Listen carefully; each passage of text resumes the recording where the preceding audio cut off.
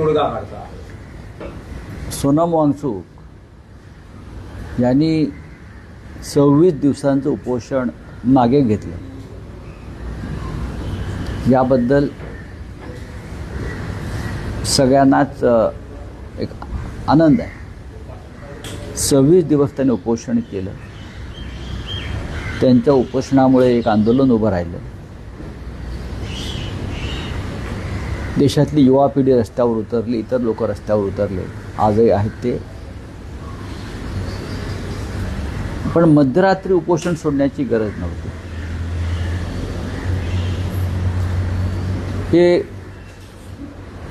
सगळ्यांच्या समक्ष जंतर मंतर इथून त्याने हे उपोषण सुरू केलं होतं. तिथे येऊन त्याने उपोषण सोडलं असतं तर देश अधिक आनंदित झाला असता.